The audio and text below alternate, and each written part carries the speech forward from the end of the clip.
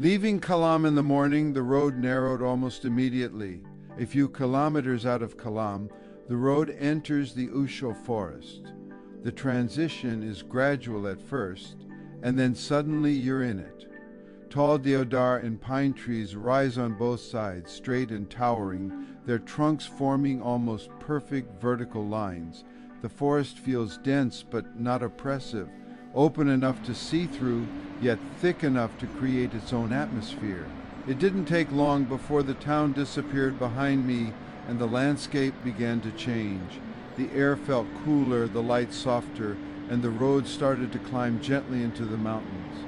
This is the route toward Mahodand Lake, one of the most well-known destinations in the Swat Valley.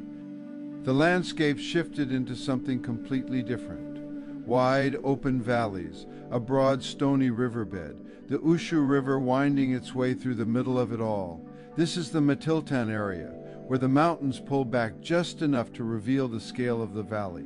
After the enclosed feeling of the forest, this openness is striking. You're no longer surrounded, you're exposed to the full sweep of the landscape.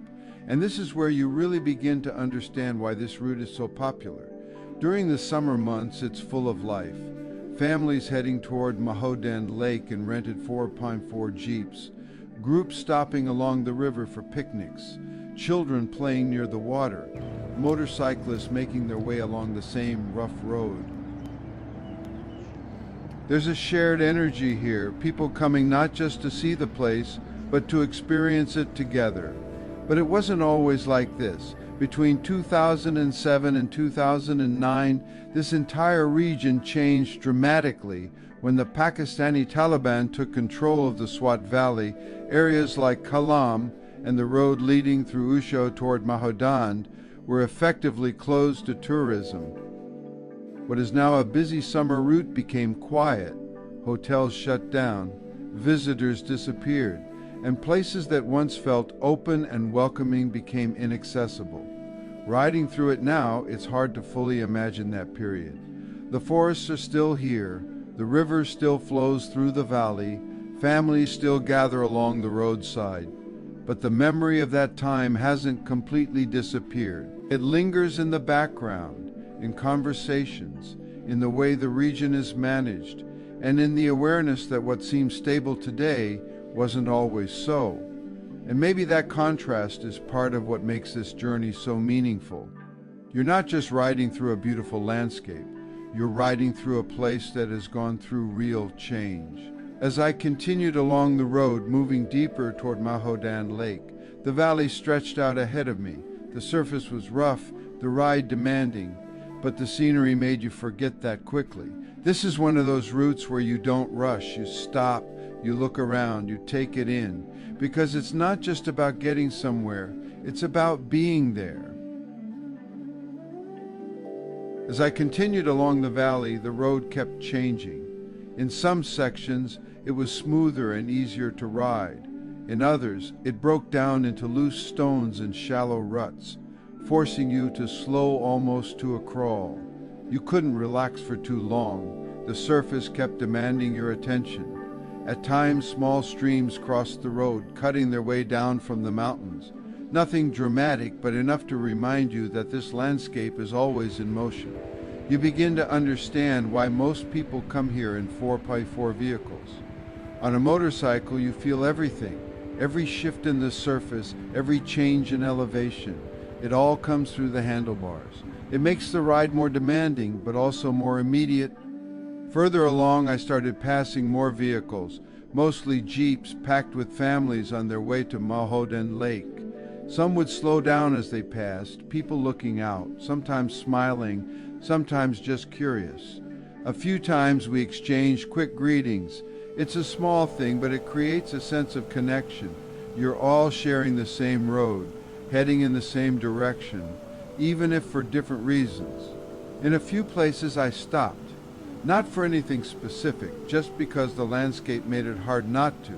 The river, the open valley, the mountains rising on both sides, it's the kind of setting where you naturally pause. You turn off the engine and suddenly everything becomes very quiet. See the sound of water and the occasional vehicle in the distance. Moments like that stay with you. And as I rode further, I found myself thinking again about how different this must have felt not so long ago. A road like this, empty, no families, no visitors, no movement. Just the same mountains, the same river, but without the life that gives the place its energy today. It's hard to picture, but at the same time, you know it wasn't that long ago. Now the valley feels open again, not crowded, not overdeveloped, but active, accessible, lived in.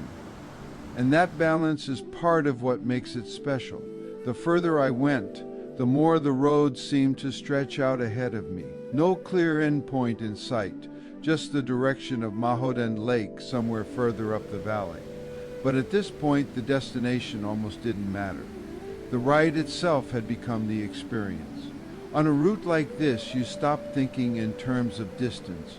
You start thinking in terms of moments, a stretch of forest, a bend in the river, a patch of road that forces you to slow down. Each one becomes part of the journey, and that's what makes this road out of Kalam so memorable. It's not just a way to get somewhere, it's a place in itself. By the time I turned back, the light had already started to change. Shadows growing longer across the valley, the colors becoming softer, and riding back through the same landscape, everything felt slightly different, familiar but not the same. That's the thing about roads like this. They stay with you.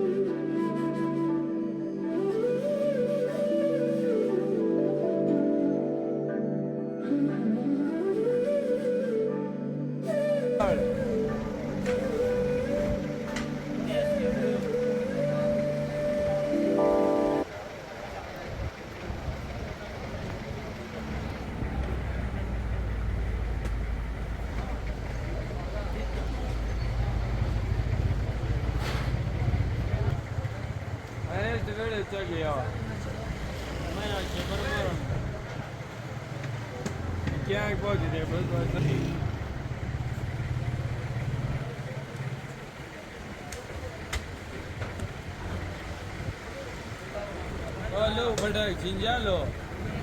Chinjal, Badak.